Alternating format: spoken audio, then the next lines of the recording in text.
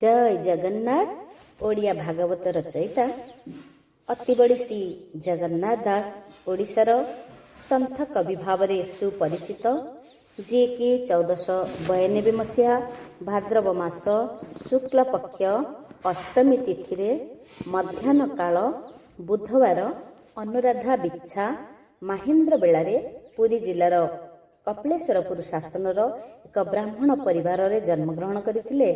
तांकर पितांकर नाम थिला भगवान दास, मातांकर नाम थिला पद्मावती। कौशिक गोत्रीय दास संज्ञक भगवान दास प्रत्यह श्रीमंदिर रे पुराण पाठ करी कौलिक वृत्ति भाव रे उत्कलर गजपति प्रतापरुद्र देवंक ठारू पुराण पंडा उपाधि पाइथिले। माता पद्मावती जणे धर्मपरायणा महिला मध्य थिले। पिला दिनरू श्री जगन्नाथ को माता पितांकर धर्मचर्चा सेवा पूजा विशेष भाव में प्रभावित करिथिला। प्रथमे जगन्नाथ दास ग्राम चाटशाळीर पाठ को शेष करथिले।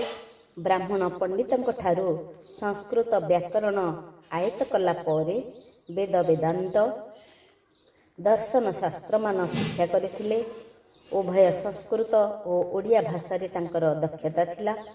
पितांक प्रेरणा रे पुराण शास्त्र पाठ करी तरुण बयस रे से पांडित्य अर्जन करि पारिथिले। पितांक सहित श्रीमंदिर को जाई भट्ट गणेश मूल रे पुराण पाठ करी श्रोता मानंको मूल ग्रंथर व्याख्या करी शुणुथिले। युवक अवस्था रे तांकर पितृवियोग घटिबा फल रे से संसार त्यागी सन्यास जीवन यापन कले। श्री जगन्नाथंकर चरणार बिंदरे आपणार भक्तिपूत मन प्राण को ढाली देले। प्रतिदिन श्रीमंदिर बट गणेश मूल संस्कृत साहित्यर कठिन भक्ति ग्रंथ भागवत पढ़ी तांकर तर्जमा करू करू निजे भगवत रसरे तन्मय होई पढ़ुथिले। तांकर अवचेतन मन भगवानकर चरण तले मिसी जाउथिला। एतिकी बेले श्री चैतन्य सहित तांकर भेट हुए। श्री चैतन्य जगन्नाथंकर अलौकिक भक्ति भाव ईश्वर निष्ठा परिचय पाई परिले। तांको अति बड़ी उपाधि रे मध्य भूषित करथिले, जहाँकि जगन्नाथ चरितामृत तृतीय अध्याय रे हमको देखिबा को मिले। आपण श्री अंग पाछोड़ी कासाबसन अंगु काढ़ी दासंक सिरे बांधी देले अति बड़ बोली बोइले। जगन्नाथंकर अति बड़ उपाधि ओडिशा रे अति बड़ी वैष्णव संप्रदायर उद्भव घटिथिला। एही संप्रदायर प्रधान पीठ बड़ ओडिया मठ नाम रे पुरी धाम रे अद्यावधि मध्य रहिएछि।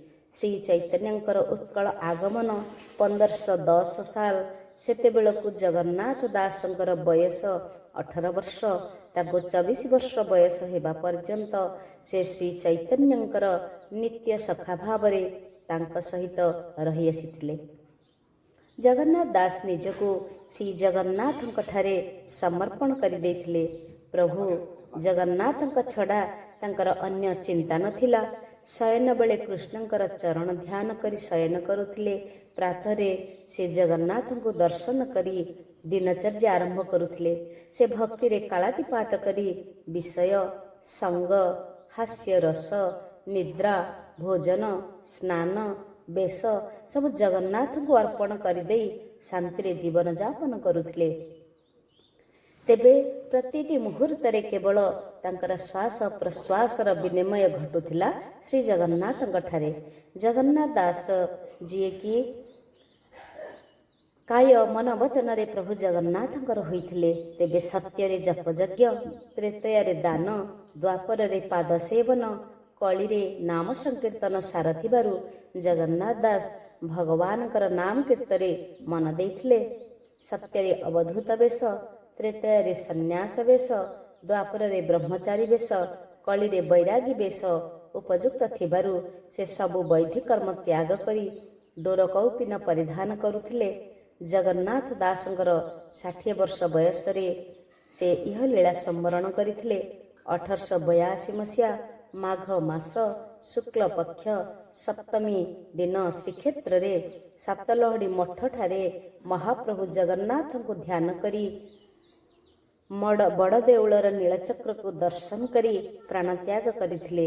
ତାଙ୍କର ସୂକ୍ଷ୍ମ ମାୟା ଶରୀର ପ୍ରଭୁ ଶ୍ରୀ ଜଗନ୍ନାଥଙ୍କର କାୟାରେ ବିଲୀନ ହୋଇଯାଇଥିଲା। ତେଣୁ ସେ ସ୍ୱୟଂ ଜଗନ୍ନାଥଙ୍କର ଅଂଶ ହୋଇଥିବାରୁ ସେହି ଅଂଶୀଙ୍କଠାରେ ସେ ମଧ୍ୟ ଅନ୍ତିମ ଲୀନ ହୋଇଯାଇଥିଲେ। ତେବେ ଓଡ଼ିଆ ଭାଗବତ ରଚନା ବିଷୟରେ ଯାହା କୁହାଯାଏ ଯେ ସାଧୁ ପ୍ରଧାନ ଜଗନ୍ନାଥଙ୍କ ଜୀବନର ସର୍ବଶ୍ରେଷ୍ଠ କୃତିତ୍ୱ ହେଉଛି ସଂସ୍କୃତ ଭାଗବତ ପୁରାଣର ଓଡ଼ିଆ ଅନୁବାଦ। ଏହା ମୂଳ ସଂସ୍କୃତ ଭାଗବତର ଆକ୍ଷରିକ ଅନୁବାଦ ନୁହେଁ। ଭାଗବତ ଭଳି ଏକ ଶ୍ରେଷ୍ଠ ପୁରାଣ କାହିଁକି ସେ ଲେଖିଲେ, ସେଥିପାଇଁ ସମାଲୋଚକମାନେ ମଧ୍ୟ ଭିନ୍ନ ଭିନ୍ନ ମତ ଦିଅନ୍ତି। କିପରି ନା ଜଗନ୍ନାଥଙ୍କର ବିଧବା ଏବଂ ନିରକ୍ଷର ଜନନୀ ବାର୍ଦ୍ଧକ୍ୟରେ ପୁଣ୍ୟ ସଞ୍ଚୟ ଆଶାରେ ଉତ୍ତମ ଭାବରେ କୃଷ୍ଣ ଚରିତ ଶୁଣିବାକୁ ଇଚ୍ଛା ପ୍ରକାଶ କରିଥିଲେ। ସଂସ୍କୃତ ଭାଗବତ ବୁଝିବା ତାଙ୍କ ପକ୍ଷରେ ସମ୍ଭବ ହେଉନଥିଲା। ତେଣୁ ବରେଣ୍ୟ ପୁତ୍ର ଜନନୀଙ୍କର ଇଚ୍ଛା ପୂରଣାର୍ଥେ ସଂସ୍କୃତ ଭାଗବତକୁ ଅଧ୍ୟାୟ ଅଧ୍ୟାୟ କରି ଅନୁବାଦ କଲେ। ତାଙ୍କୁ ମଧ୍ୟ ଶୁଣାଇବାକୁ ଲାଗିଲେ।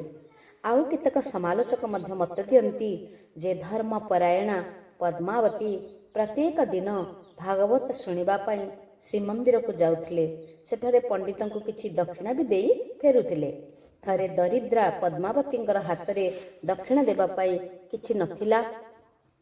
ଭାଗବତ ଶୁଣି ଫେରି ଆସିବା ବେଳେ ଦକ୍ଷିଣା ନ ପାଇବାରୁ ପଣ୍ଡିତ ତାଙ୍କୁ ତିରସ୍କାର କରି ତଡ଼ି ଦେଇଥିଲେ।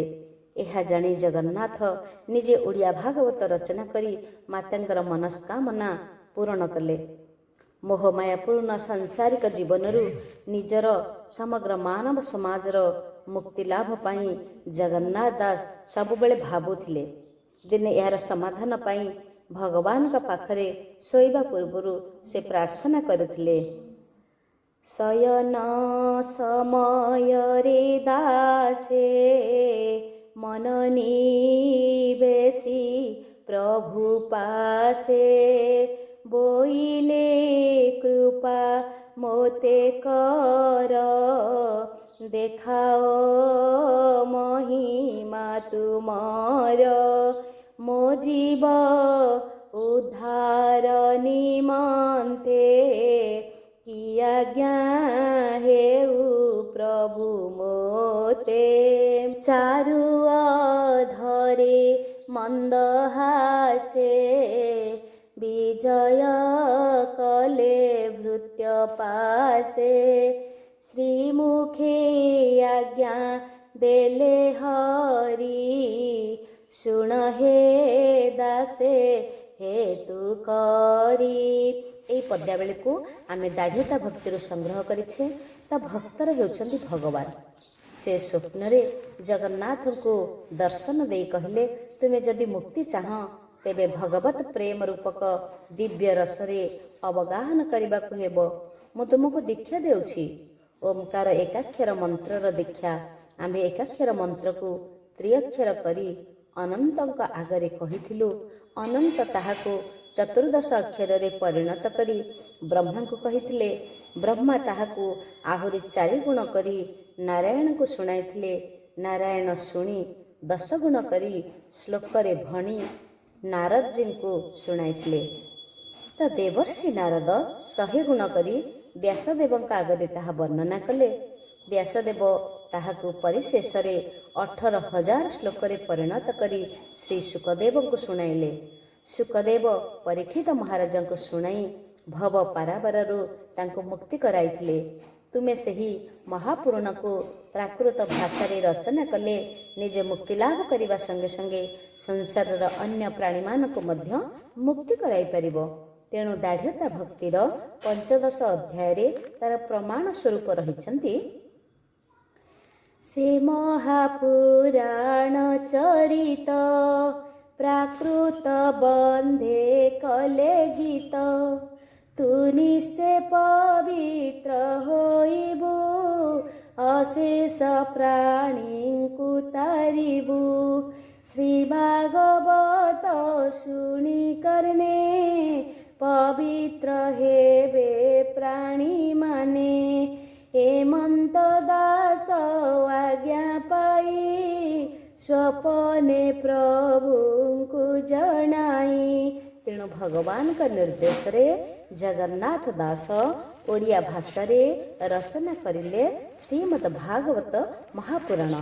ତେବେ ସଂସ୍କୃତ ଭାଗବତ ମହର୍ଷି ପରାଶରଙ୍କର ପୁତ୍ର ବ୍ୟାସଦେବ ତାଙ୍କର ପରିଣତ ବୟସରେ ପଞ୍ଚମ ବେଦ ରୂପରେ ଶ୍ରୀମଦ୍ ଭାଗବତ ମହାପୁରାଣକୁ ସଂସ୍କୃତ ଭାଷାରେ ରଚନା କରିଥିଲେ। ଏହା ରଚନା କରିବାର ମୂଳରେ ଥିଲା ଦେବର୍ଷି ନାରଦଙ୍କର ନିର୍ଦ୍ଦେଶ। ଥରେ ବ୍ୟାସଦେବ ଶ୍ରୀକୃଷ୍ଣଙ୍କର ଐଶ୍ୱର୍ଯ୍ୟମୟ ଲୀଳା ବର୍ଣ୍ଣନା କରିବା ପରେ ଥକ୍କା ହୋଇ ଗଙ୍ଗା କୂଳରେ ବିଶ୍ରାମ କରୁଥିବା ସମୟରେ ଦେବର୍ଷି ନାରଦ ତାଙ୍କ ପାଖରେ ପହଞ୍ଚିକି କହିଲେ, ହେ ଋଷି ବ୍ୟାସଦେବ, ଆପଣ ତ ବହୁତ ଗ୍ରନ୍ଥ ରଚନା କଲେଣି, କିନ୍ତୁ ଭଗବାନଙ୍କର ଅସଲ ତତ୍ତ୍ୱଜ୍ଞାନ ପ୍ରଚାର କରିପାରିନାହାନ୍ତି ତ? ଆପଣ କେବଳ କୃଷ୍ଣଙ୍କୁ ଜଣେ ବୀର ସୈନିକ କୂଟନୀତିଜ୍ଞ ହିସାବରେ ବର୍ଣ୍ଣନା କରିଛନ୍ତି, କିନ୍ତୁ ବିଶ୍ୱ ବ୍ରହ୍ମାଣ୍ଡ କର୍ତ୍ତାଙ୍କର ଅନନ୍ତ ସତ୍ତାକୁ ମାଧୁର୍ଯ୍ୟ ଲୀଳାରେ ଫୁଟାଇ ପାରିନାହାନ୍ତି। ଯେଉଁ ପ୍ରେମ ମୂର୍ତ୍ତି ଦର୍ଶନରେ ଯୋଗୀର ମନ ପାଗଳ ହୋଇଯାଏ, ଭକ୍ତର ପ୍ରେମମୟ ଭାବଗ୍ରାହୀଙ୍କଠାରେ ଭାବ ଖଞ୍ଜି ହୋଇଯାଏ, ନାରୀ ମନ ବିଗଳିତ ହୁଏ, ସେ ମୂର୍ତ୍ତି ଆପଣ ଏପର୍ଯ୍ୟନ୍ତ କେବେ ବି ବର୍ଣ୍ଣନା କରିନାହାନ୍ତି। ଦେବର୍ଷି ନାରଦଙ୍କର କଥାକୁ ଶ୍ରବଣ କରି ବ୍ୟାସଦେବ ନିଜର ଭ୍ରମକୁ ବୁଝିପାରିଲେ। ବେଦକୁ 4 ଭାଗ କଲେ, ରଚନା କଲେ। ପରେ ପରେ ପୁଣି ପଞ୍ଚମ ବେଦ ରୂପକ ଶ୍ରୀମଦ୍ ଭାଗବତ ମହାପୁରାଣ ରଚନା ମଧ୍ୟ କରିଲେ। ଭାଗବତ ଦ୍ୱାଦଶ ସ୍କନ୍ଧରେ ଯୁଧିଷ୍ଠିରଙ୍କର ରାଜତ୍ୱ କାଳ ବଂଶାବଳୀର ବର୍ଣ୍ଣନା ମଧ୍ୟ କରାଯାଇଛି। ଭାଗବତର ଦ୍ୱାଦଶ ସ୍କନ୍ଧରେ ଯୁଧିଷ୍ଠିରଙ୍କର ରାଜତ୍ୱ କାଳ ବଂଶାବଳୀର ବର୍ଣ୍ଣନା କରାଯାଇଥିଲା। ତେଣୁ ଏଥିରୁ ଜଣାଯାଉଛି କି 4084 ବର୍ଷ ପୂର୍ବେ ମହାଭାରତ ଯୁଦ୍ଧ ହୋଇଥିଲା, କିନ୍ତୁ ଶ୍ରୀକୃଷ୍ଣଙ୍କର ବୈକୁଣ୍ଠ ଗମନର କାଳ ସପ୍ତର୍ଷିମାନଙ୍କର ମଘା ନକ୍ଷତ୍ରରେ ଅବସ୍ଥାନ କରିବା ଅନୁସାରେ ସେହି ଗଣନା କରାଯାଇ 4096 ବର୍ଷ ପୂର୍ବେ ହୋଇଥିଲା ବୋଲି କେବଳ ଅନୁମାନ କରାଯାଏ। ଶ୍ରୀମଦ୍ ଭାଗବତ ବର୍ଣ୍ଣିତ ରାଜତ୍ୱ କାଳ ଦୃଷ୍ଟିରୁ 4035 ବର୍ଷ ପୂର୍ବେ ଯୁଧିଷ୍ଠିର ସିଂହାସନ ଆରୋହଣ କରିଥିଲେ। ତାଙ୍କ ପରେ ରାଜା ପରୀକ୍ଷିତଜୀ 61 ବର୍ଷ ରାଜତ୍ୱ କରିଥିଲେ। ଏହି ପରୀକ୍ଷିତ ମହାରାଜ ବ୍ୟାସଦେବଙ୍କର ପୁତ୍ର ଶୁକଦେବଙ୍କ ଠାରୁ ଶ୍ରୀମଦ୍ ଭାଗବତ ମହାପୁରାଣର ମହତ୍ତ୍ୱ ବାଣୀକୁ ଶୁଣି ମୁକ୍ତି ଲାଭ କରିଥିଲେ। ଶୁକ ପରୀକ୍ଷିତଙ୍କର ଭକ୍ତି ପ୍ରତ୍ୟୁକ୍ତି ଛଳରେ ଶ୍ରୀମଦ୍ ଭାଗବତ ମହାପୁରାଣର ରଚନା ହୋଇଛନ୍ତି। ମହାରାଜ ପରୀକ୍ଷିତ ସଂସାରରୁ ମୁକ୍ତି ପାଇବା ପାଇଁ ଗୋଟିଏ ଗୋଟିଏ ପ୍ରଶ୍ନ ପଚାରିଛନ୍ତି। ମହାମୁନି ଶୁକଦେବ ବିଭିନ୍ନ ଉଦାହରଣ ଦେଇ ଶ୍ରୀମଦ୍ ଭାଗବତ ଭଗବାନଙ୍କର ଲୀଳାକୁ ବର୍ଣ୍ଣନା କରି ପ୍ରଶ୍ନର ସବୁ ଉତ୍ତର ଦେଇଛନ୍ତି। ତେଣୁ ଗୁଣମୟ ଗୁଣାତୀତ ଭଗବାନଙ୍କର ଲୀଳାରେ ଶ୍ରୀମଦ୍ ଭାଗବତ ପୁରାଣ ଆପ୍ଲୁତ ହୋଇଅଛନ୍ତି। ଶ୍ରୀ ଜଗନ୍ନାଥ ଦାସଙ୍କର ଓଡ଼ିଆ ଭାଗବତର ଦିବ୍ୟତା ବା ଶ୍ରେଷ୍ଠତା କ'ଣ ଆମେ ଜାଣିବା।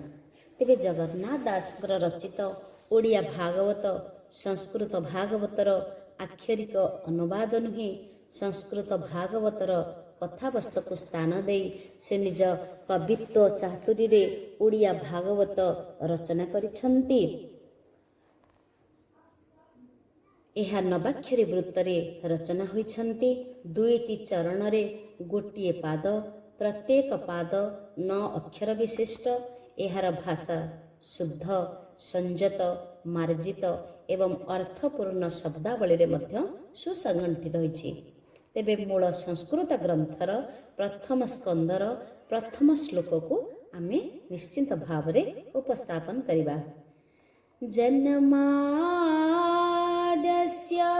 ୟତୋऽନ୍ୱୟାଦିତରତ ସାର୍ଥେ ସ୍ୱଭିଜ୍ଞସ୍ୱରାଟ୍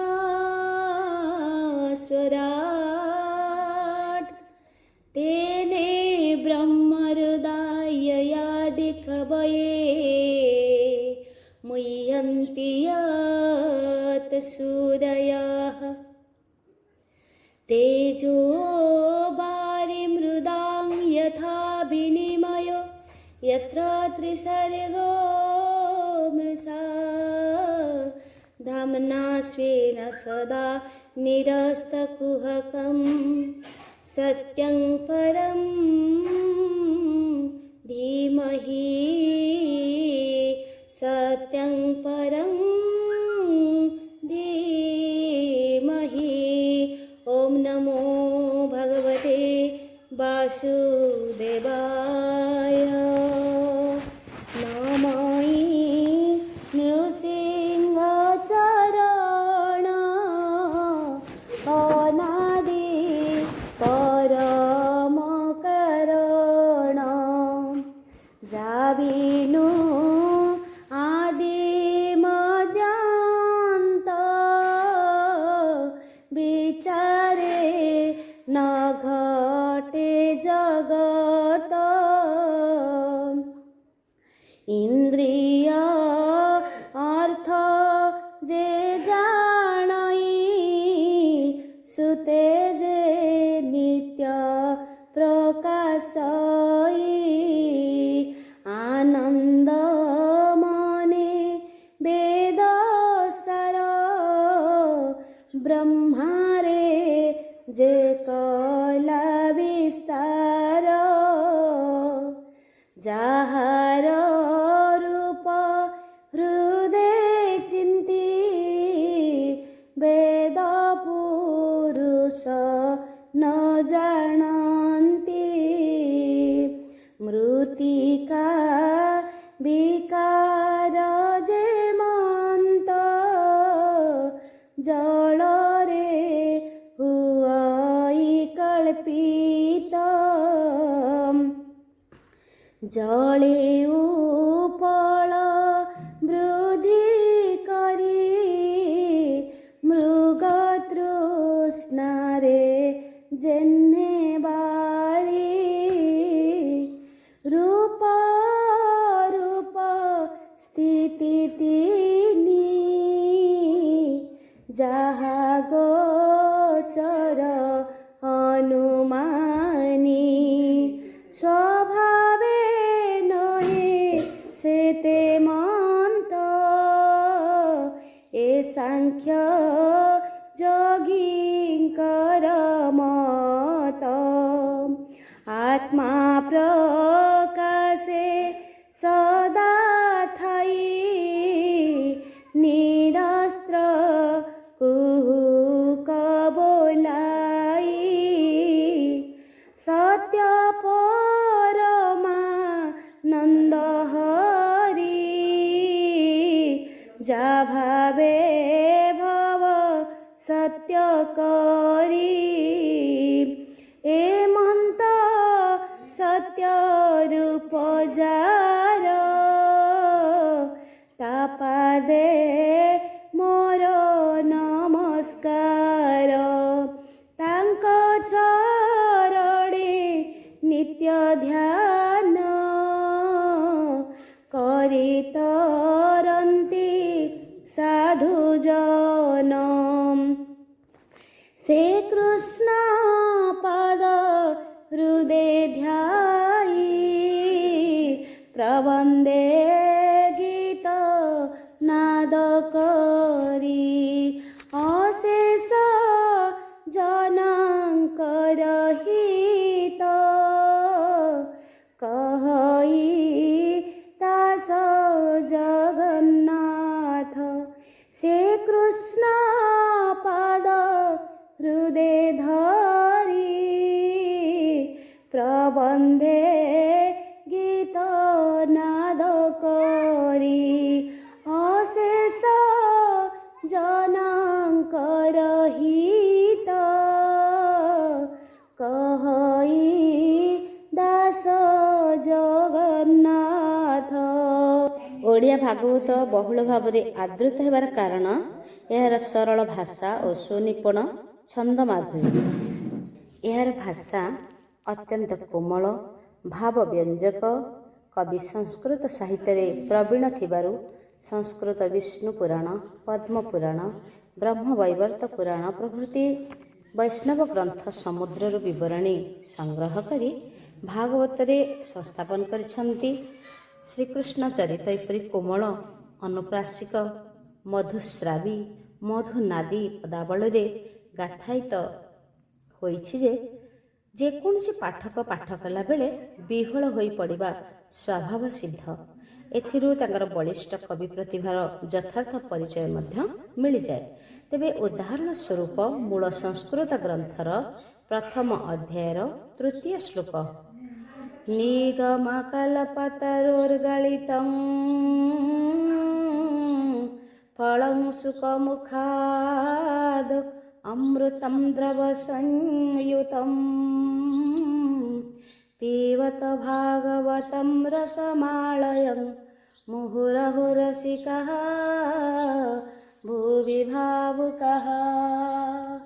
ସକଳ ବେଦ ହୋଇ ବୃକ୍ଷେ ଫଳ ଫଳିଲେ ଅନ୍ତରିକ୍ଷେ କେତେ ଦିନେ ପାଚି ତଳେ ବୃକ୍ଷୁ ପଡ଼ିଲେ ବାୟୁ ବଳେ ଶୁକ ଧାଇଲେ ତାହା ଦେଖି ପକ୍ଷୀଙ୍କ ସଙ୍ଗତ ଉପେକ୍ଷୀ ତ ସେ ଅଧରେ କ୍ଷତ କଲା ଭିତରେ ସୁରଙ୍ଗ ଦିଶିଲା ତହୁଁ ଗଳିଲା ରସ ସାର କିୟ ବା ଦେବା ପଟାନ୍ତର ଅମୃତ ନିନ୍ଦେ ସ୍ୱାଦୁପଣେ ସୁଜନେ ପିବନୁ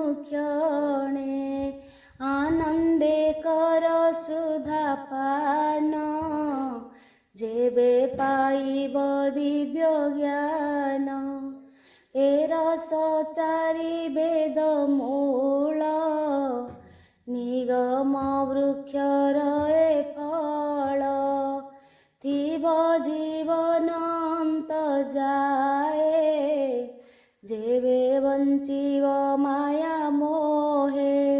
ଶ୍ରୀ ଜଗନ୍ନାଥ ଦାସ କଠିନ ଆଧ୍ୟାତ୍ମିକ ତଥ୍ୟ ସମୂହର ସହଜ ଅବଗତି ନିମିତ୍ତ ବ୍ୟାବହାରିକ ଜୀବନରୁ ଉଦାହରଣ ଦେଇ ଉପମା ଦେଇ ଉପମେୟ ସନ୍ନିବେଶିତ କରି ଶ୍ଲୋକ ଭାବର ଜଟିଳତାକୁ ସରଳ କରିବା ସଙ୍ଗେ ସଙ୍ଗେ ନିଜର ମୌଳିକତାର ପରିଚୟ ଦେଇଛନ୍ତି। ସୁନ୍ଦର ପୁରୁଷ ନିର୍ଧନ ଗଣିକା ଛାଡ଼ଇ ଯେ ସନ ରାଜାଙ୍କ ଭାଜନ ଦେଖି ପରଜା ଛାଡ଼ି ଯେନେ ଦୁଃଖୀ ବିଦ୍ୟା ପାଇଲେ ଶିଷ୍ୟ ଗୁରୁ ସେ ଯେନେ ଛାଡ଼ନ୍ତି ମନରୁ ଦକ୍ଷିଣା ପାଇ ବିପ୍ରଜନେ ଯେନେ ଛାଡ଼ନ୍ତି ଯଜମାନେ ଫଳ ସରିଲେ ବୃକ୍ଷ ଛାଡ଼ି ପକ୍ଷୀଏ ଯାନ୍ତି ଯେନେ ଉଡ଼ି ଅତିଥି ଯେନେ ଖାଇ ପିଇ ପଦେ ନ କହି ଚଳି ଯାଇ ପଡ଼ିଲା ବନ ପଶୁ ଗଣେ ଛାଡ଼ି ପଳାନ୍ତି ଅନ୍ୟ ବନେ ପର ପୁରୁଷେ ପର ନାରୀ ରମଣେ ଯେ ମନ୍ତେ ପାଶୋରି। ଶ୍ରୀ ଜଗନ୍ନାଥ ଦାସ ପ୍ରତ୍ୟେକ ବ୍ୟକ୍ତି ପାଇଁ ଭାଗବତରେ ଏକ ପରିପୂର୍ଣ୍ଣ ଜୀବନ ଆଦର୍ଶ ରଖି ଦେଇଯାଇଛନ୍ତି। ଶ୍ରୀମନ୍ନାରାୟଣ ଶ୍ରୀମନ୍ନାରାୟଣ ନାରାୟଣ ନାରାୟଣ ଶ୍ରୀମନ୍ନାରାୟଣ ନାରାୟଣ ନାରାୟଣ ଶ୍ରୀମନ୍ନାରାୟଣ ନାରାୟଣ ନାରାୟଣ ଶ୍ରୀମନ୍ନାରାୟଣ ନାରାୟଣ ନାରାୟଣ ଶ୍ରୀମନ୍ନାରାୟଣ ନାରାୟଣ ନାରାୟଣ ଶ୍ରୀମନ୍ନାରାୟଣ ନାରାୟଣ ନାରାୟଣ ହରି ନାରାୟଣ ଶ୍ରୀ ଜଗନ୍ନାଥ ଦାସ ପ୍ରତ୍ୟେକ ବ୍ୟକ୍ତି ପାଇଁ ଭାଗବତରେ ଏକ ପରିପୂର୍ଣ୍ଣ ଜୀବନ ଆଦର୍ଶ ରଖିଦେଇଛନ୍ତି। ତାହା ସୁଖ ଶାନ୍ତିକାମୀ ପ୍ରତ୍ୟେକ ଗୃହସ୍ଥର ପାଳନୀୟ ହେବା ଉଚିତ। ଧନାର୍ଜନେ ଧର୍ମ କରି ଧର୍ମେ ପ୍ରାପତ ନର ହରି ଧର୍ମ ଅର୍ଜନେ ଦେହ ଧରେ ମରଣ ସଂକଟେ ନ ଡରେ ଧନ ଅର୍ଜନେ ଯାର ଆସ ନିରତେ ଦୁଃଖ ସୁଖ ପ୍ରାସ ଧନ ସଞ୍ଚୟ ରାତ୍ର ଦିନ न करे सुख भोग दान निरते करहि संचय पापी कृपण दुराशय ताहार धन हरे आन मधुमक्षी कामारी जन्म दुखे अर्जित जेते धन से नहे सुखे प्रयोजन।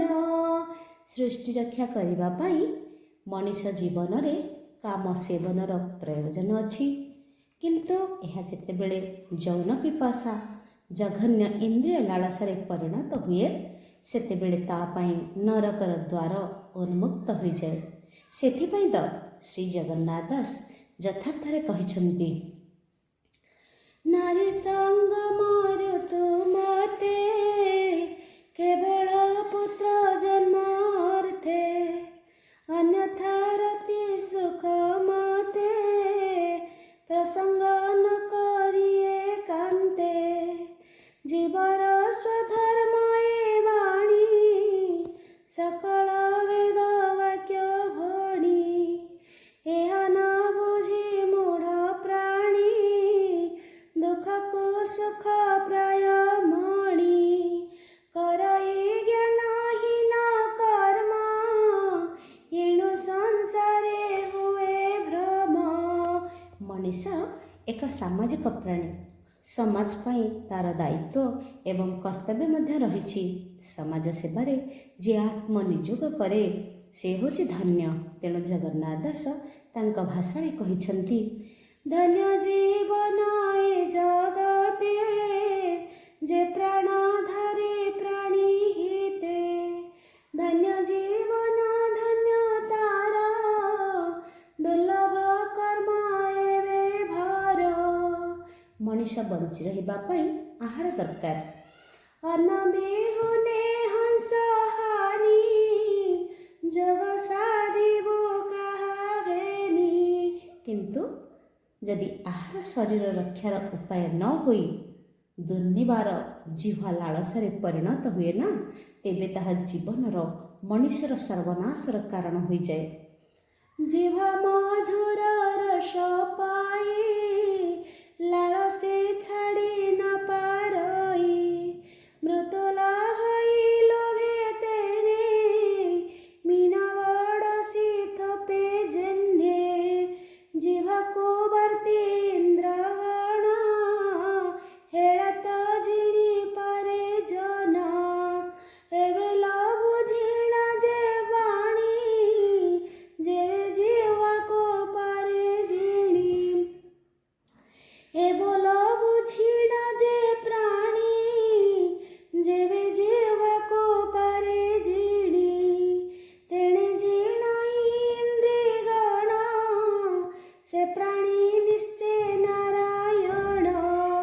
मनुष्य हिंसा द्वेष क्रोध लोभ मोह माया सब त्याग करी विश्वर जीवन प्रवाह सहित निजको मिसाई देवा उचित।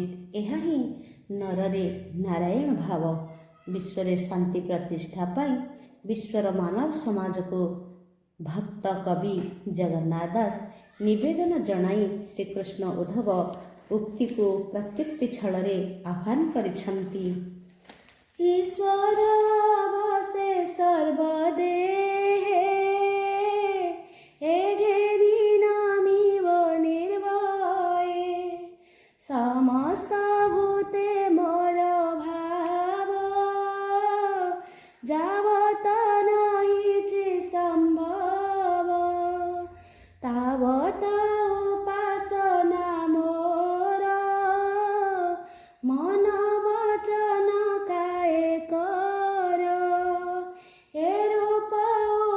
सन्ते मोते ईश्वर देखि सर्वभूते आत्मा साक्षात हुए जेवे साडिव सर्वकर्म तेवे। विश्वरे शांति प्रतिष्ठा पाई विश्वर मानव समाज को जगन्नाथ दास निवेदन करिछंती एवं श्रीकृष्ण उद्धव प्रत्युक्ति छଳରେ ମଧ୍ୟ କହିଛନ୍ତି। ईश्वर बसे सर्वदेहे एघेनि नामिव निर्भये समस्त भूते मोर भाव जावत नहिछि सम्भव तावत उपासना मोर मन वचन काये कर हे रूप उपासन्ते मोते ईश्वर देखि सर्वभूते आत्मा साक्षात हुए जेवे छाडिब सर्वकर्म तेवे हे रूपे करन्ते विचार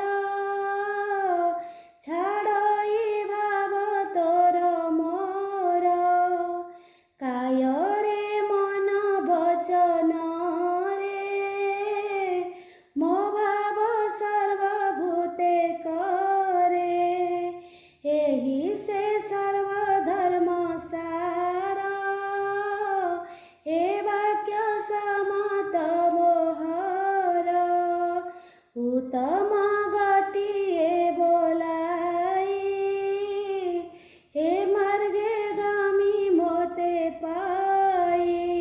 मनुष्य जन्म होची दुर्लभ जन्म समस्ते आमे अमृतर संतान अमृतत्व आमर भाग्यलिपि पृथ्वीर समस्त नैराश्यवादी लोकंकु आशार आलोक देखाइबाकु जाई कवि मध्ये कहिछन्ति सर्व शरीर मध्ये सार दुर्लभ नार कळे बर सुलभ नव रूप घटे बन्धन भव सिन्धु तटे ए नावे गुरु कर्णधार मुहि अनुकूल समीर हे मन्थन बथाउ कूले जेवन तरे भव जले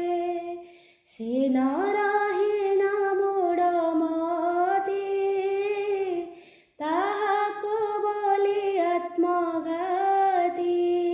श्री जगन्नाथ दासंकर भागवतर ए आशा आश्वासनर महत्वाणी जुग जुग धरी मनीषर हृदय रे सुशीतल सुधाझर ढालुथिव। जगन्नाथ दासंकर भागवत एक रसमय काव्य भगवान सकल रसर हेउछन्ति आधार तेणु समस्त रसर सुमधुर समावेश एथिरे देखिबाकु मध्य मिले। तेबे प्रथमे आमे जानिमा कोन ना वात्सल्य रस तापरे आसे हास्य रस तापरे करुण रस श्रृंगार रस शांति रस। वात्सल्य रसरे माँ जशोदांक पई लिखिछन्ति भागवतर जशोदा कृष्णଙ୍କୁ ଅନାଇ କାନ୍ଦଇ ମୁଖେ ଚୁମ୍ବ ଦେଇ ତୁ କୃଷ୍ଣ ଗଲେ ମଧୁପୁରୀ ଜୀବନ ନ ପାରିବି ଧରି ଗୋବିନ୍ଦ ଗୋବିନ୍ଦ ଗୋବିନ୍ଦ ପଦୁଗଳୁଛି ମକରନ୍ଦ। तापरे आसे हास्य रस घरे जेते करजु थिला समस्त घरु अणाइला ताहा जो खोई बेगे नेई बेनी अंगुल नंटई कर चरण बेनी जोखी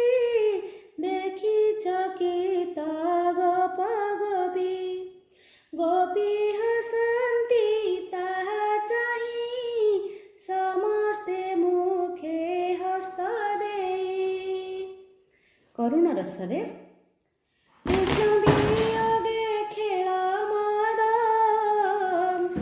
କୃଷ୍ଣ ବିୟୋଗେ ଖେଦ ମନ, ସ୍ୱଭାବେ ସୁଖୀ ବଦନ, ତେଜ ପ୍ରଭାବ ଦୂରେ ଗଲା, ଜୀବନ ଥାଉ ଦେହ ମଲା, ଶୋକେ କମ୍ପାଇ କଳେବର, ବଦନ ନ ସ୍ଫୁରେ ଉତ୍ତର, ଲୋଚନେ ଦେଇବେନି କର, ଶୋକ ସମ୍ବରି ବୀରବର।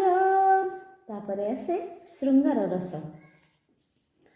ଅଦ୍ଭୁତ ସୁଧା ରସ ସାର, ଆନନ୍ଦ କର ଧର, ସୁରଙ୍ଗ ଦିଶଇ ବାହାର, କିୟ ବା ଦେବା ପଟାନ୍ତର, ବିଷ୍ଣୁ କଳାକୁ ତୁକି ଧରି, ମର୍ତ୍ତ୍ୟକୁ ଆଇଲୁ ସୁନ୍ଦରୀ, ମକର କୁଣ୍ଡଳ ତୋ କର୍ଣ୍ଣେ, ଚଞ୍ଚଳ ମୀନାକ୍ଷୀ ନୟନେ, ଏ ତୋର ଦନ୍ତ ପନ୍ତି ଦୁଇ, ଦାଢ଼ିମ ମଞ୍ଜିକୁ ଗଞ୍ଜଇ, ଏ ବନ ସରୋବରେ ମୁହିଁ, କଷ୍ଟେ ତପସ୍ୟା ଚରଇ, ତପସ୍ୟା ପୂର୍ଣ୍ଣ ହେଲା ମୋର, ତେଣୁ ତୁ ନୟନ ଗୋଚର, କିବା ପ୍ରଭୁଙ୍କ ପ୍ରସରଣରେ, ସୁନ୍ଦରୀ ମିଳିଲ ମୋହରେ, ପ୍ରସନ୍ନ ହୁଏ ମତେ ତୁହି, ମିତ୍ର ଭାବରେ ମୁଁ ଭଜଇ। ପରିଶେଷରେ ଆସେ ଶାନ୍ତି ରସ। ବିଦେହ ନଗରରେ ଥାଇ ମୋ ପରି ମୂଢ଼ କେହି ନାହିଁ, ଆତ୍ମାକୁ ଦିଅନ୍ତି ଯେ ହରି, ତା ତହୁଁ ଆନ ଇଚ୍ଛା କରି, ମୋ ପ୍ରାଣନାଥ ଅଛି ପାଖେ, ମୁହଁ ନ ଦେଖଇ ପ୍ରତ୍ୟକ୍ଷେ, ସୁହୃଦ ସର୍ବଜୀବ ଆତ୍ମା, ନିର୍ଲେପ ନିର୍ଗୁଣ ମହାତ୍ମା, ପ୍ରିୟ ଆନନ୍ଦ ସୁଖଦାତା, ଘରେ ମୋ ଥାଉ ନିଜ ବର୍ତ୍ତା, ତୁଚ୍ଛ ପୁରୁଷ ସଙ୍ଗେ ରମି, ମୁହିଁ ହୋଇଲି ପଥଶ୍ରମୀ, ନିଷ୍ଫଳ ମୋହର ଜୀବନ, ଅଜ୍ଞାନେ ଗଲା ଏତେ ଦିନ। ପ୍ରାଚ୍ୟ ଓ ପାଶ୍ଚାତ୍ୟ ଆଲୋଚକଙ୍କର ମହାକାବ୍ୟର ସଂଜ୍ଞା ଅନୁସାରେ ଶ୍ରୀ ଜଗନ୍ନାଥ ଦାସଙ୍କର ରଚିତ ଶ୍ରୀମଦ୍ ଭାଗବତ ମହାପୁରାଣ ମହାକାବ୍ୟର ସକଳ ଲକ୍ଷଣରେ ଭୂଷିତ ଏକ ମହାକାବ୍ୟ ହୋଇଗଲା। ତ ମୂଳ ସଂସ୍କୃତ ଭାଗବତର 11 ଗୋଟି ସ୍କନ୍ଧର ବ୍ୟାଖ୍ୟା ନିଜେ କରିଛନ୍ତି। ଦ୍ୱାଦଶ ସ୍କନ୍ଧଟି କେବଳ ଯଦୁବଂଶର ପରିଚୟ ମିଳିଛି ଏବଂ ପରମ୍ପରା ବିବୃତି ହୋଇଥିବାରୁ ଜଗନ୍ନାଥ ଦାସ ସମ୍ଭବତଃ ଓଡ଼ିଆ ବ୍ୟାଖ୍ୟା ପ୍ରଦାନ କରିବା ଲାଗି ବିଶେଷ ଆଗ୍ରହୀ ନଥିଲେ, କିନ୍ତୁ ପରେ ଓଡ଼ିଆ ଭାଗବତର ଏକ ଅପୂର୍ଣ୍ଣତା ବୋଲି ମନେକରି ମହାଦେବ ଦାସ ସଂସ୍କୃତ ଭାଗବତର ଶେଷ ସ୍କନ୍ଧକୁ ଅନୁବାଦ କରି ଏଥିରେ ଯୋଗ କରିଛନ୍ତି। ଓଡ଼ିଆ ଭାଗବତର ଯେଉଁ ତ୍ରୟୋଦଶ ସ୍କନ୍ଧ ଦେଖାଯାଏ ତାହାକୁ ରଚନା କରିଛନ୍ତି ଦ୍ୱାରକା ଦାସ। ଦ୍ୱାରକା କହିଲେ ଗୋବିନ୍ଦ, ଶ୍ରୀ ଭାଗବତ 13 ସ୍କନ୍ଧ, ବ୍ରହ୍ମାଣ୍ଡ ମଧ୍ୟେ ମହାରସ, ଦ୍ୱାରକା ଜଗନ୍ନାଥ ଦାସ, ବ୍ରହ୍ମାଣ୍ଡ ମଧ୍ୟେ ମହାରସ, ଦ୍ୱାରକା ଜଗନ୍ନାଥ ଦାସ। बोल श्रीमद् भागवत भगवान महापुराण की जय हो। केतेक समालोचक मत मध्य दियंती जे जगन्नाथ दास तांकर परिणत बयसरे भागवत रचना करथिले। कारण कौन अछि ना भागवत लेखुथिबा समय रे 11 स्कंदरे जेतेबेले श्रीकृष्ण देह त्याग कले सेतेबेले सही दुखरे से जर्जरित होइथिले। निजे जगन्नाथ दास मध्य देह त्याग करथिले। तेणु 12 स्कंद रचना करिबा तांको पाख्यरे आउ संभव हेलानी। ସଂସ୍କୃତ ଭାଗବତର ଶ୍ଲୋକ ସଂଖ୍ୟା ସହିତ ଓଡ଼ିଆ ଭାଗବତର ଶ୍ଲୋକ ସଂଖ୍ୟା ସମାନ ନୁହନ୍ତି। ଜଗନ୍ନାଥ ଦାସ 329ଟି ଅଧ୍ୟାୟରେ ଏକାଦଶ ସ୍କନ୍ଦ ପର୍ଯ୍ୟନ୍ତ ରଚନା କରିଥିଲେ। ମୂଳ ଭାଗବତରେ ଶ୍ଲୋକ ସଂଖ୍ୟା ଥିଲା 18,000, କିନ୍ତୁ ଜଗନ୍ନାଥ ଦାସଙ୍କର ରଚିତ ଭାଗବତର ପଦ ସଂଖ୍ୟା ହେଉଛି 71,077। 71,077। ଜଗନ୍ନାଥ ଦାସଙ୍କ ଗୀତ ନାମ ତା ଶ୍ରୀ ଭାଗବତ 329 ଏକାଦଶ ଯାଏ ପ୍ରକାଶ। ଦ୍ୱାଦଶ ସ୍କନ୍ଦ ତ୍ରୟୋଦଶ ସ୍କନ୍ଦ ପର୍ଯ୍ୟନ୍ତ ଲେଖା ଅଛନ୍ତି। ତ ଜଗନ୍ନାଥ ଦାସଙ୍କର ଭାଗବତର ଆଦର ଖାଲି ଓଡ଼ିଆଙ୍କ ମଧ୍ୟରେ ସୀମିତ ନଥିଲା। ଦେବନାଗରୀ ବଙ୍ଗଳା ଅକ୍ଷରରେ ଲେଖାଯାଇ ଭାରତର ଅନ୍ୟାନ୍ୟ ଅଞ୍ଚଳରେ ପ୍ରଚାରିତ ମଧ୍ୟ ହୋଇଛି। ତ ବଙ୍ଗୀୟ ଭାଗବତର ଲେଖକ ତାଙ୍କ ଭାଗବତରେ ମଧ୍ୟ ଲେଖିଛନ୍ତି, ଶୁଣ ଶୁଣ ଶ୍ରୋତାଗଣ କରି ନିବେଦନ, ପ୍ରଥମ ହୋଇତେ ଗ୍ରନ୍ଥ ଲେଖିଲୁ ଆପଣ, ଦଶମର ଶେଷ ଷଷ୍ଠ ଭାଷା ନ ପାଇନ, ଅନେକ ତପସ୍ୱୀ ଗ୍ରାମେ ଗ୍ରାମେ ବେড়াইন, ଏ ହେତୁ ଉତ୍କଳର ଭାଷାର କରିନ লিখন, ଜଗନ୍ନାଥ ଦାସ କୃତ ଅପୂର୍ବ ବର୍ଣ୍ଣନ। ଜଗନ୍ନାଥ ଦାସଙ୍କର ଭାଗବତର ଭାଷା ଅନେକ ସ୍ଥଳରେ କ୍ରିୟା ବିବର୍ଜିତ ହୋଇଥିବାରୁ ଅନ୍ୟ ଭାଷାଭାଷୀମାନଙ୍କ ପକ୍ଷରେ ଏହା ଅବୋଧ୍ୟ ମନେ ହୁଏ ନାହିଁ।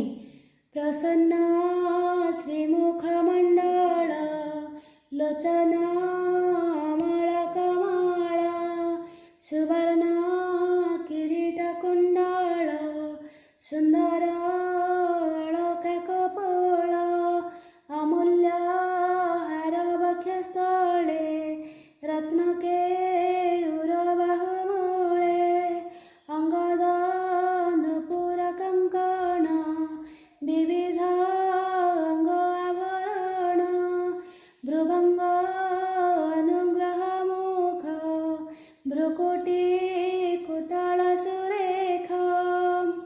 ଜଗନ୍ନାଥ ଦାସ ସଂସ୍କୃତର ଶିଷ୍ଟ ପଦାବଳୀ ସହିତ ଓଡ଼ିଆ ଭାଷାର ପଦକୁ ମିଶାଇକି ଏକ ଭାଷା ସୃଷ୍ଟି କରିଛନ୍ତି, ଯାହା ପବିତ୍ରତା, ଶାଳୀନତା, ସୌନ୍ଦର୍ଯ୍ୟରେ ସମସ୍ତଙ୍କୁ ଟପି ଯାଇଛି। ପ୍ରତ୍ୟେକ ଶବ୍ଦ ମୁଖ୍ୟତଃ ପ୍ରସାଦ ମାଧୁର୍ଯ୍ୟ ଗୁଣ ସମ୍ପନ୍ନ, ଧ୍ୱନି ସଂକଳନ ଏତେ ଚମତ୍କାର ଯାହାକି ଶ୍ରୋତାର କର୍ଣ୍ଣରେ ଅମୃତ ଢାଳିଦେଲା ଭଳି ମନେ ହୁଏ। ଯେଉଁ ସ୍ଥାନରେ ଯେଉଁ ଶବ୍ଦ ବ୍ୟବହାର କଲେ ରଚନା ରସ ବ୍ୟଞ୍ଜକ, ଭାଗ ଦ୍ୟୋତକ ହେବା ସଙ୍ଗେ ସଙ୍ଗେ ଶ୍ରୁତି ସୁଖକର ହେବ, ସେଠାରେ ତାହା ମଧ୍ୟ କରାଯାଇଛି। ଲଳିତ ଗତ ବିଳାସ ସନ୍ତୁହାସ, ପ୍ରଣୟ ନିରୀକ୍ଷଣ କଲ୍ପିତୋରୁମାନଃ, କୃତ ମନୁକୃତ ଭକ୍ତ୍ୟನುಮದಾಂಧ, ପ୍ରକୃତି ମଗ୍ନ କିଲ ୟସ୍ୟ ଗୋପବନ୍ଧୁ, ଗୋପନଗରେ ବୃନ୍ଦାବନେ রাস উৎসবে গোপীজনে, ললিত গতি সুবিলাস মনোজ্ঞ দৃষ্টি মন্দহাস, তাহার কৃত্য অনুসরি উন্মাদে তা ভাব আচরি, যাহার সঙ্গে মান করি ভবসাগর গলে তরি, ସେ କୃଷ୍ଣ ଚରଣ କମଳେ ମୋ ମନର ସୁନିଶ୍ଚଳେ, ମୋ ମନର सुनिश्चले से कृष्ण चरण कमले। उत्कलर सर्वश्रेष्ठ जनप्रिय पुस्तक जगन्नाथ दासଙ୍କର ଶ୍ରୀମଦ୍ ଭାଗବତ ମହାପୁରାଣ ଗ୍ରନ୍ଥ। ତେବେ ଓଡ଼ିଆ ଭାଗବତର ରଚୟିତା ଭାବରେ ଜଗନ୍ନାଥ ଦାସଙ୍କର ସମ୍ମାନିତ ଆସନ ଓଡ଼ିଆ ଲୋକଙ୍କ ଅନ୍ତରରେ ଯୁଗ ଯୁଗ ଧରି ସୁରକ୍ଷିତ ହୋଇଅଛି। ଓଡ଼ିଶାରେ ଏଭଳି ଲୋକ ନାହିଁ ଯିଏ ଭାଗବତ ସମ୍ପର୍କରେ ଜାଣିନି। ନ୍ୟାୟ ଅନ୍ୟାୟରେ, ସୁଖ ଦୁଃଖରେ, ଜନ୍ମ ମୃତ୍ୟୁରେ, ଜୀବନର ପ୍ରତ୍ୟେକ ଘଟଣାରେ ଭାଗବତର ଆଧ୍ୟାତ୍ମିକ ବାଣୀ ଲୋକମୁଖରେ ପ୍ରଚାରିତ ହୋଇଆସୁଛି। ଅନନ୍ତ ରୂପେ ଥାଇ ହରି ବାହ୍ୟ ଅନ୍ତରେ କର୍ମ କରି ଅମୃତ ବିନୟ ବଚନ କହିତ ଶିବ ରାଣୀ ମନ ଆତ୍ମକୁଶଳେ ସର୍ବବିଧ ତରଏ ସଂସାର ଜଳଧ ଆତ୍ମାରହିତ ନୃତ୍ୟ କରି ହସି କହନ୍ତି ତବୁରାରେ ଉତ୍ତମ ସଙ୍ଗେ ସଙ୍ଗ ଯାର ସେ କରେ ଉତ୍ତମ ବ୍ୟବହାର। ଏ କଳି ଯୁଗେ ଯେତେ ପ୍ରାଣୀ ଅଳ୍ପ ଆୟୁଷ ପରିମାଣୀ ଏଣେ ଯେ ଭଜେ କୃଷ୍ଣ ପାଦ ତାହାକୁ କଲା गे ପ୍ରମାଦ। ଏଣେ ଯେ ଭଜେ କୃଷ୍ଣ ପାଦ ତାହାକୁ ନ ଲାଗେ ପ୍ରମାଦ। ଏ ମାୟା ଜଗତ ମୋହିନୀ ଖେଳଇ ଜୀବ ଆତ୍ମା ଘେନି କପଟ ଧର୍ମ ଯାହି ନାହିଁ ସ୍ୱଭାବେ ଶାସ୍ତ୍ର ସେ ବୋଲାଇ କର୍ମେ ଈଶ୍ୱର ଯାହା ଦେବ ସନ୍ତୋଷେ ଉଦର ପୋଷିବ। ଗୋବିନ୍ଦ ନାମ ଭେଳା କରି ହେଳେ ତରିବେ ଭବ ବାରି ଜ୍ଞାନରୁ ଭକତି ଉଦୟ ଏଣୁ ଏ ଧନ୍ୟ ନର ଦେହ ଧର୍ମ କାର୍ପଣ୍ୟ ସେବା ବଳେ କିବ ସାଧ୍ୟ ମହି ତଳେ ବୁଦ୍ଧି ବିବେକ ଜ୍ଞାନ ବଳେ ମରଣ ଜିଣିବ କେହେଳେ ମର୍ତ୍ତ୍ୟମଣ୍ଡଳେ ଦେହ ବହି ଦେବତା ହୋଇଲେ ମରଇ ମୁଁ ଏ ସଂସାର ଅଛି ଛନ୍ଦି ଭକତି ପାରେ ମୋତେ ବନ୍ଦି ମୁଁ ଯେ ସକଳ ସିଦ୍ଧି ଦାତା ଆତ୍ମାର ଗତି ପିତା ମାତା ମୁହିଁ ମୋହର ଏ ଶରୀର ସକଳ ସଂସାର ମୋହର ମୋ ଭାବେ ଚିତ୍ତ ଯାର ନୋହି ସଂସାର ଦରିଦ୍ରଟି ସେହି ଯାହାକୁ ମାର ସୁଖ ଭଳେ ସେ ତାକୁ ହିଂସେ ଅନ୍ତକାଳେ ଯୁଗ ବ୍ୟବହାର ପରିମାଣୀ ସକଳ ଧର୍ମ ଆମ୍ବେ ଜାଣି ସକଳ କର୍ମ ଫଳ ତେଜ ସର୍ବ ସମ୍ପୂର୍ଣ୍ଣେ ବୋତେ ଭଜ ସକଳ ଜୀବେ ନର ହରି ବସଇ ଆତ୍ମା ରୂପ ଧରି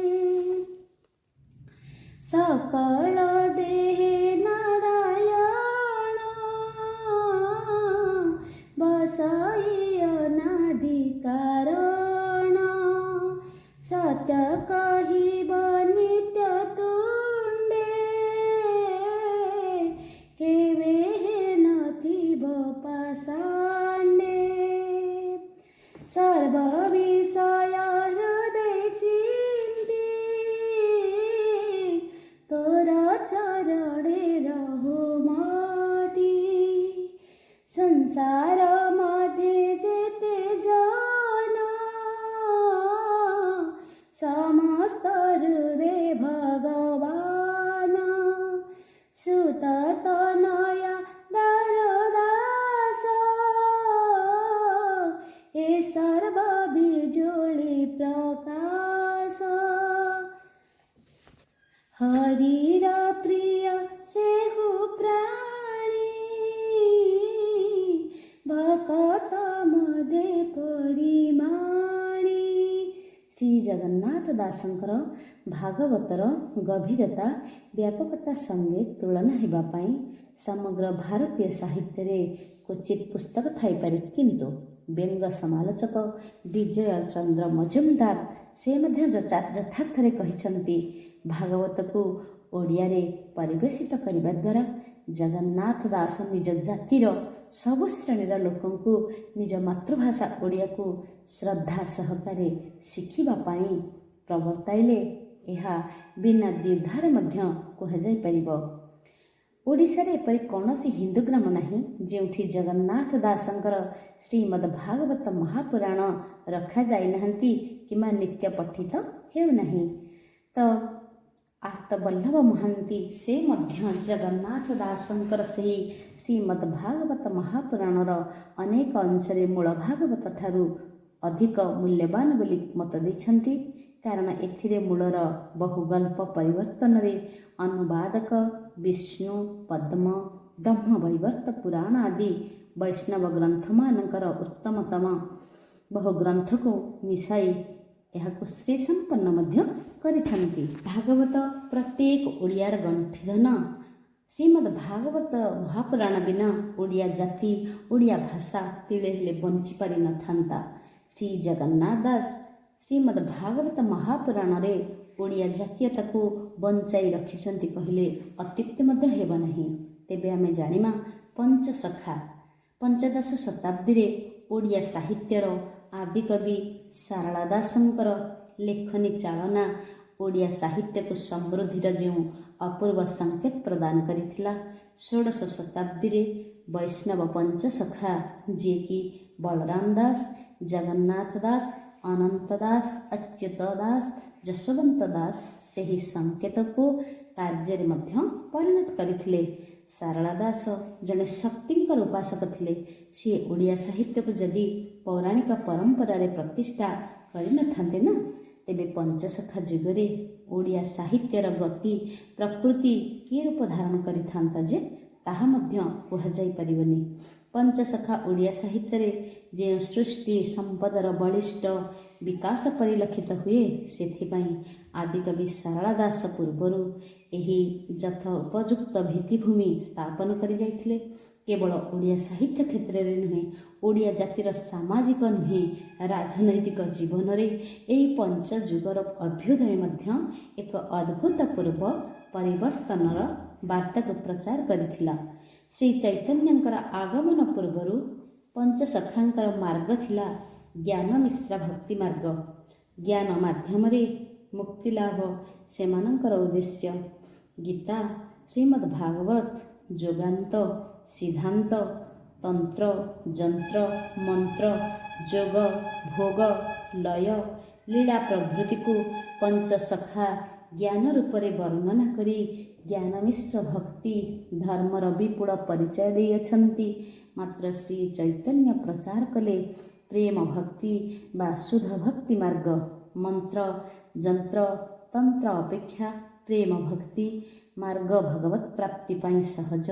ତେଣୁ ଶ୍ରୀ ଚୈତନ୍ୟଙ୍କ ପ୍ରଭାବରେ ପଞ୍ଚସଖାଙ୍କ ସାହିତ୍ୟର ଦର୍ଶନବାଦ ମିଶ୍ରିତ ରୂପ ଗ୍ରହଣ କରିଥିଲା। ବୈଷ୍ଣବ ଧର୍ମର ମହତ୍ଵ ପ୍ରଚାର, ପତିତ ଜନଙ୍କୁ ଉଦ୍ଧାର କରିବା ପାଇଁ ପଞ୍ଚସଖାଙ୍କର ମୁଖ୍ୟ ଭୂମିକା ଥିଲା। ଯୁଗେ ଯୁଗେ ପଞ୍ଚସଖା ଭଗବାନଙ୍କର ଅନ୍ତରଙ୍ଗ ସଖା ଭାବରେ ଜନ୍ମଗ୍ରହଣ କରିଥିଲେ।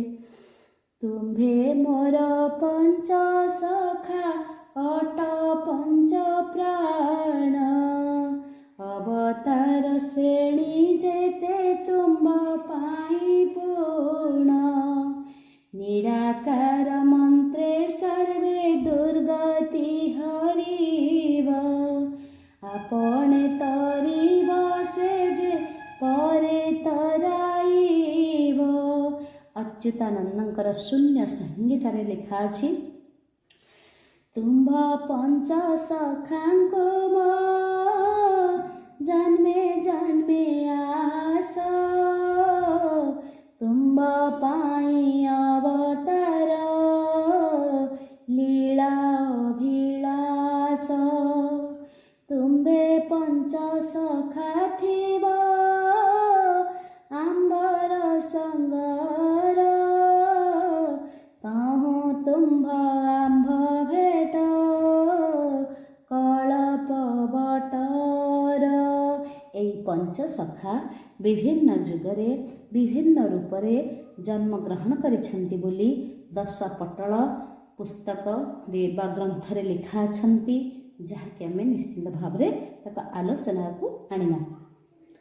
ସତ୍ୟ ଯୁଗରେ ଆମ୍ଭେ ଥିଲୁ, ତ୍ରେତାରେ ଯେ ସେହି ପାଞ୍ଚ ଜଣ, ରାମ ସହ ଖେଳିଲେ ପୁଣ।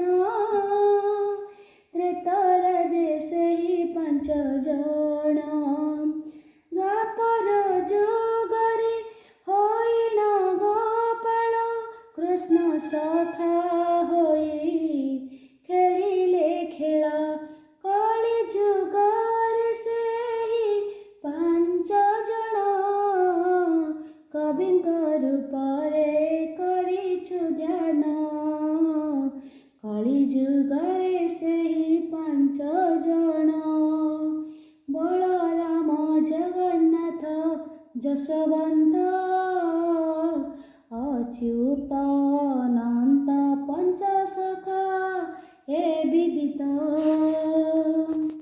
ରାଧା କୃଷ୍ଣ ଲୀଳା ପ୍ରକାଶିବା ପାଇଁ ଜନ୍ମ ହୋଇଲୁ ଆମ୍ଭେ ପଞ୍ଚ ସଖା ତହିଁ, ଜନ୍ମ ହୋଇଲୁ ଆମ୍ଭେ ପଞ୍ଚ ସଖା ତହିଁ। ସ୍ୱୟଂ ବିଷ୍ଣୁ, ଶ୍ରୀକୃଷ୍ଣ, ଶ୍ରୀ ଜଗନ୍ନାଥ ପଞ୍ଚସଖା ଯୁଗରେ ଶ୍ରୀକୃଷ୍ଣଙ୍କୁ ନେଇ ବିଭିନ୍ନ ଶ୍ରୀକୃଷ୍ଣଙ୍କର ବର୍ଣ୍ଣନା ଦେଖିବାକୁ ମିଳେ। ସେମାନଙ୍କ ରଚନା ମଧ୍ୟରେ ଶ୍ରୀ ଜଗନ୍ନାଥଙ୍କ ଉପରେ କୃଷ୍ଣତ୍ୱ ବହୁ ଭାବରେ ଆରୋପିତ ହୋଇଛି। ତେବେ ପ୍ରଥମେ ସେ ହେଲେ ବିଷ୍ଣୁ। କୃଷ୍ଣ ଏକ ନଥିଲେ, ପରେ କୃଷ୍ଣ ବିଷ୍ଣୁରେ ପରିଣତ ହେବାରୁ ସବୁ କୃଷ୍ଣାଶ୍ରିତ ଧର୍ମ ବୈଷ୍ଣବ ଧର୍ମରେ ପରିଣତ ହେଲା। ପ୍ରଥମେ ବିଷ୍ଣୁ ଧର୍ମ ଥିଲା ଭାଗବତ ଧର୍ମ, ପରେ ତାହା ହେଲା ବୈଷ୍ଣବ ଧର୍ମ। ବେଦରେ କୃଷ୍ଣଙ୍କର ବର୍ଣ୍ଣନା ନାହିଁ, କିନ୍ତୁ ବିଷ୍ଣୁଙ୍କର ପ୍ରାଧାନ୍ୟ ଥିଲା। ପରେ ଯେତେବେଳେ କୃଷ୍ଣ ପୂଜକଙ୍କର ସଂଖ୍ୟା ବୃଦ୍ଧି ଲାଭ କଲା, ସେତେବେଳେ କୃଷ୍ଣ ବିଷ୍ଣୁ ଏକରେ ପରିଣତ ହୋଇଗଲେ। କୃଷ୍ଣଙ୍କଠାରେ ବିଷ୍ଣୁଙ୍କର ସବୁ ଗୁଣ ଆରୋପ କରାଗଲା। ବିଷ୍ଣୁ ଚତୁର୍ଭୁଜ ମାତ୍ର କୃଷ୍ଣ ହେଲେ ଦ୍ୱିଭୁଜ। ତେବେ କୃଷ୍ଣଙ୍କର ଇତିହାସ ଲକ୍ଷ୍ୟକୁ କଲେ ଜଣାଯାଏ କୃଷ୍ଣ ଏକ ନୁହନ୍ତି। ବ୍ରାହ୍ମଣ ଆରଣ୍ୟକରେ ଯେଉଁ କୃଷ୍ଣ ଅଛନ୍ତି ନା, ସେ ହେଉଛନ୍ତି ଦୈପାୟନ କୃଷ୍ଣ, ଜଣେ ଋଷି। ଗୀତାରେ ଯେଉଁ କୃଷ୍ଣଙ୍କର ଉଲ୍ଲେଖ ଅଛି, ସେ ହେଉଛନ୍ତି ଦାର୍ଶନିକ କୃଷ୍ଣ। ମହାଭାରତର କୃଷ୍ଣ, ସେ ହେଉଛନ୍ତି ଧୂର୍ତ୍ତ କୁଟିଳ ରାଜନୀତିଜ୍ଞ। ବୃନ୍ଦାବନ ବିହାରୀ କୃଷ୍ଣ ହେଉଛନ୍ତି ବହୁ ସ୍ତ୍ରୀ ସମ୍ଭୋଗକାରୀ କୃଷ୍ଣ। ରାକ୍ଷସମାନଙ୍କୁ ମାରୁଥିବା କୃଷ୍ଣ ହେଉଛନ୍ତି ଆର୍ଯ୍ୟ କୃଷ୍ଣ। ଓଡ଼ିଶାରେ ବୈଷ୍ଣବ ସାହିତ୍ୟର ଏକ ପକ୍ଷରେ ଜଗନ୍ନାଥ, ଅପର ପକ୍ଷରେ କୃଷ୍ଣକୁ କେନ୍ଦ୍ର କରି ଉଠିଥିଲା। ପ୍ରଥମଟି ଉତ୍କଳୀୟ ବୈଷ୍ଣବ ସମ୍ପ୍ରଦାୟ, ଦ୍ୱିତୀୟଟି ହେଉଛି ଗୌଡ଼ୀୟ ବୈଷ୍ଣବ ସମ୍ପ୍ରଦାୟର ଭାବଧାରା।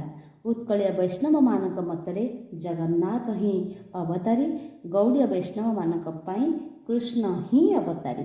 ତେଣୁ ଦୁଇ ଗୋଟି ମତକୁ ନେଲେ ମଧ୍ୟ ସବୁ ମତ ମଧ୍ୟରେ ଗୋଟିଏ ପଥ, ସିଏ ହେଉଛି ଜଗନ୍ନାଥ ପଥ, ସିଏ ହେଉଛି ଭାଗବତ ଧର୍ମର ପଥ, ଯେଉଁ ପଥରେ ଆମେ ନିଶ୍ଚିନ୍ତ ଭାବରେ ଯାଇପାରିବା ଏବଂ ସେହିଠାରେ ଆମର ଜୀବନର ଜନ୍ମର ସାର୍ଥକତାକୁ ପ୍ରାପ୍ତ କରିପାରିବା। ଶ୍ରୀମନ୍ନାରାୟଣ ନାରାୟଣ ନାରାୟଣ ଶ୍ରୀମନ୍ନାରାୟଣ ନାରାୟଣ ନାରାୟଣ ହରି ନାରାୟଣ ନାରାୟଣ ନାରାୟଣ ହରି ନାରାୟଣ ନାରାୟଣ ନାରାୟଣ ଶ୍ରୀମନ୍ନାରାୟଣ ନାରାୟଣ ନାରାୟଣ ହରି ନାରାୟଣ ନାରାୟଣ ନାରାୟଣ ଶ୍ରୀମନ୍ନାରାୟଣ ନାରାୟଣ ନାରାୟଣ ହରି ନାରାୟଣ ନାରାୟଣ ନାରାୟଣ ଶ୍ରୀମନ୍ନାରାୟଣ ନାରାୟଣ ନାରାୟଣ మూకం కరతి వాచాళం పంగులంగయతే గిరిం యత్కృపాతమహం వందే పరమానందమాధవం నారాయణం నమస్కృత్యం నరం చైవ నరోత్తమం దేవీం సరస్వతీం వ్యాసం తతో జయోర్ముదీరయే.